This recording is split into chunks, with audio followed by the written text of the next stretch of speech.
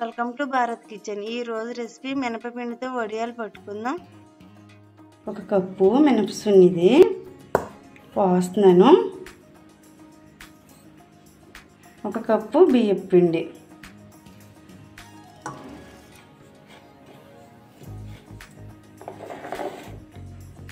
గ్లాసుకి 8 గ్లాసులు వాటర్ పడతాయి. 2 గ్లాసులు కదా మనం పోసుకున్నాయి, 16 గ్లాసులు పడతాయి.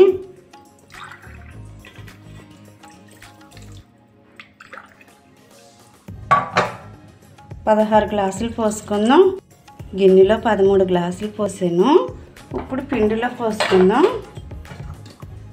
ఈ పిండిలో 3 గ్లాసులు పోస్తే 16 గ్లాసులు అవుతాయి. పిండి కలుపుకునే దాంట్లో 3 పోసుకుందాం. 3 గ్లాసులు పోసాను. పిండి ఇలా కలుపుకోవాలి. గరిటెతో కుదరకపోతే చేతితో కలుపుకోవాలి. అసలు ఉండలు కట్టకుండా కలుపుకోవాలి. అంటించి నీళ్లు పెట్టాను.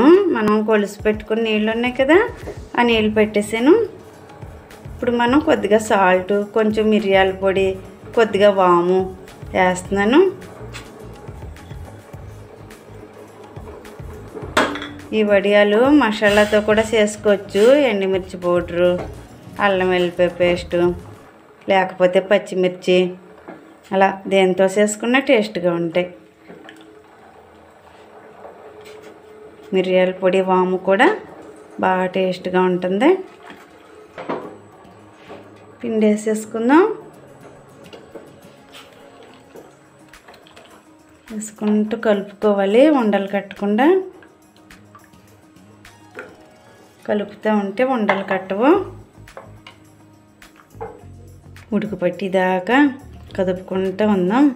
స్టవ్ చిమ్ములో పెట్టుకుంటే ఉండలు కట్టదు, హైలో వద్దు. ఇప్పుడు కొంచెం హైలో పెట్టాను స్టవ్.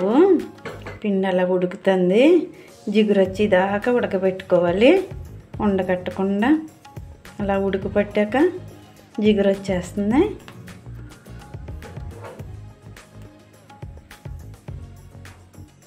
హైలో పెట్టినప్పుడు పొంగిపోతుంది, కదుపుకుంటూ ఉండాలి. పిండి ఉడికిపోయింది. స్టవ్ ఆపేస్తున్నాను. కూర తడిపి వేసాను నేల మీద. ఇప్పుడు మనం వడియాలు పట్టుకుందాం.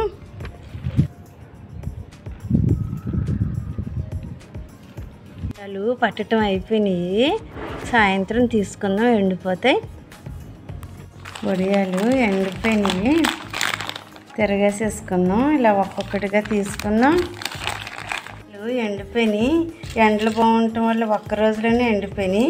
ఇప్పుడు ఈ వడియాలు వేపుకుందాం. ఈ వడియాలని డబ్బాలో పెట్టి మూతెట్టేసుకోవచ్చు, ఎన్ని రోజులైనా పాడవు. వంటించి మూకుడు పెట్టాను, ఆయిల్ వేసాను. ఆయిల్ కాగిపోతుంది. వడియాలు వేసుకుందాం. బాగా కాగాలి. ఆయిల్ బాగా కాగితే చాలా గుల్లగా వస్తాయి.